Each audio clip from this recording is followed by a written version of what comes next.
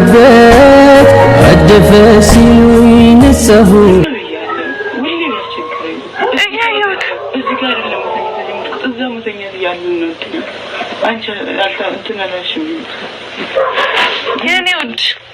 እኔ ሁሉንም ነገር አውቃለሁ። ውድ የፋንዲሻ ቤተሰቦች ጉድ በሉ ሁሉንም ማሰማቸዋለሁ። ቀጣይም አለ ወደ 10 ደቂቃ ነው።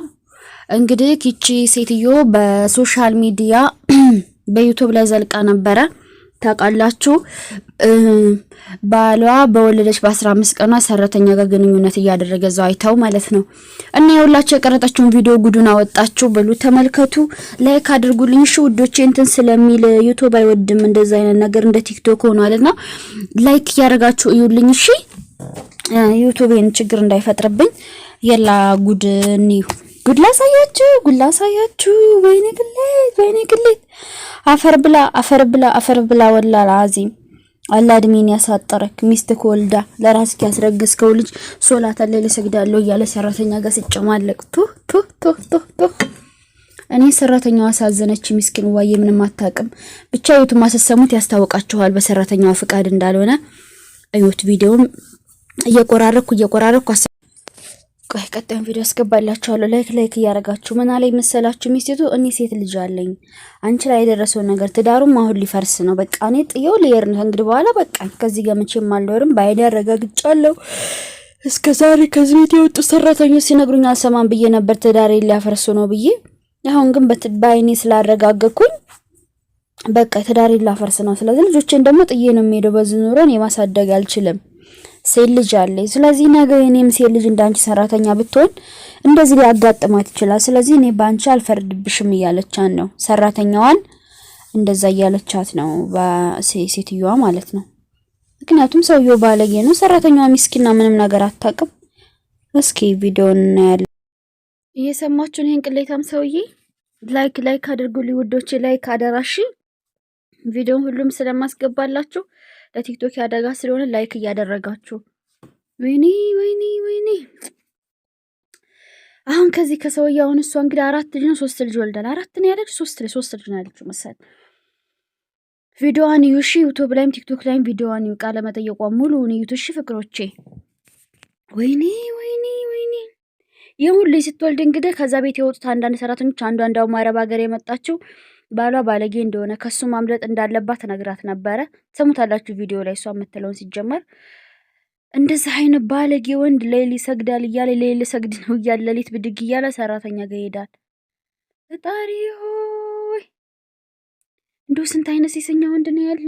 እድሜያቸው ይጣር እንደው ያ ረቢ ጌታ ያላ እንደው ባለጌ ወንድ ሁሉ ሚስት እያለው ሴጋ ሄዱሉ እድሜያቸው ይጣር። የማይለቅ በሽታ ካንሰር እንጀባ በላቸው።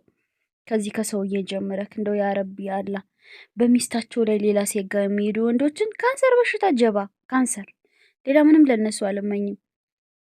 ይሄ ጨምላቃ እሷ ወልዳ ተኝታ እሱ እንደ ቀጣዩን ስሙት ሁሉንም እናያለን፣ እሱንም እናየዋለን። ግን ልቻል ብዬ ዝም ብዬ አይኔን ጨፍኜ ውስጤ ላይ ያለቀ ጉድ ግን ከነገርኩሽ ከረበሽ ባለፈው እወጣለሁ ሰራተኛ ልጅቷ አትሄድብሽ ብዬ ልነግርሽ ነበር ላንቺ። ግን ምን አደርጋለሁኝ ብዬ እንዲሆነ ሴት ልጅ ነኝ ትቆጣኛለች ብዬ ዝም ብዬ ተኛሁኝ።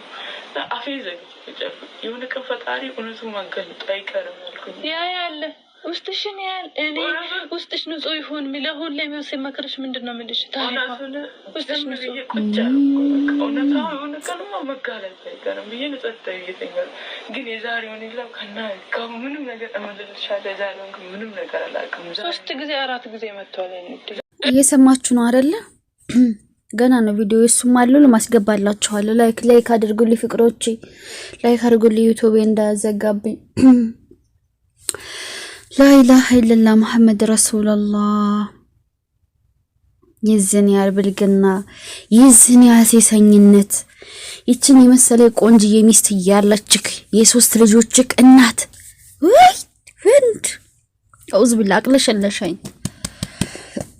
ኦይ ወላሂ ልቤን አጥወለወለኝ። እንደው ምን አይነት ሴሰኛ ብትሆን ነው? እንደው ምን አይነት ቆሻሻ፣ ምን አይነት ቤተሰብ ቢያሳድግ ነው? አንተ እኮ በልጅነት ከንተነ ተቀጥቅጦ ናፋ መሆን ነበረበት እንዳትወልድ እንዳታገባ። እድሜክ ይጣር የማይለቅ በሽታ ይስጥክ። ተተረገምክ ቆሻሻ። በዚህ ሰራተኛውን ያሰቃያል። በዚህ የልጆቹን እናት ለሐውለ ላ ቁወተ ኢላ ቢላሂ ላልዩላ ምለው ሁሉ ጠፋብኝ። ውይ አስተግፍሩላህ ወተብሊ። እንዴት ሚስቱ ተጎን ተኝታ ወልዳ በጎን ሰራተኛን ቀስ ብሎ ለይል ሰግድ ነው እያለ ከሚስቱ ጋር በድግ ያለ ሰራተኛ ጋር ይሄድ ይተኛል። ለዛም ሰራተኛው ፈቃደኛ ሆና ምናምን አይደለም። እንደሰማችሁ ልጅቷ ምስኪና ታስተውቃለች። የገጠር ልጅ ነች።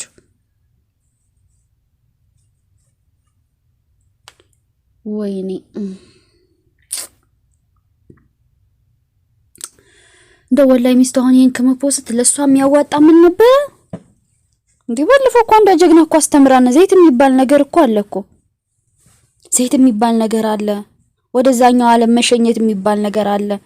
ሸኝቶ ለመንግስት እጅ መስጠት ነው እንጂ ከነ ልጆችሽ ምን እንድኖር ትፈቅጅለታለሽ? ይሄ ኖሮ ነገም ካንቺ ጋር ሲፋታም ሌላ ሚስት ያገባል። ሰራተኞቹን ሰራተኛ ያመጣ እንደዚህ ያረጋል። በቃ ሰውዬው ሴሰኛ ባለጌ ነው፣ ቆሻሻ ነው። ምን ሊያረግ ይኖራል? እኔ ሲል መከራ ላይላ ኃይለላ እንደወላይ አደራን እኔ ትግስት የለኝም። አደራን አናቱን በየዛኑ ጊዜ ገድዬ ደሞ መቀመቅ ነው ወደ እስር ቤት አዑዝ ቢላ። አደራን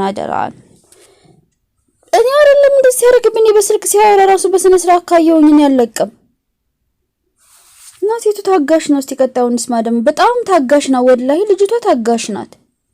ሚስቲቱ ይሄን ጉድ ያየ ይሄን ጉድ ሰራተኛው ያቆን እየነገረቻት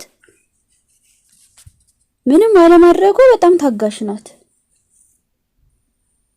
መገን ሲሰኛ ወንዶች ምን ቆንጆ ሚስት ቢኖራቸው፣ ምን የልጅ እናት ቢኖራቸው፣ ምን ቢኖራቸው ቆሻሻ ወንድ ቆሻሻ ነው። ከችት ወደ ኋላ አይልም። ቆሻሻ ወንድ ቆሻሻ ነው።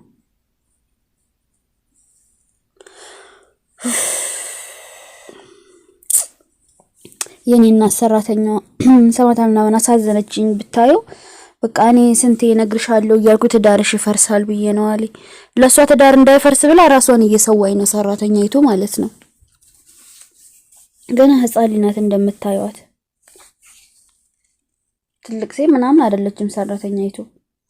ድንግርግር ብላት እንግዲህ ያስፈራራ በቃ እዛ ይዟታል።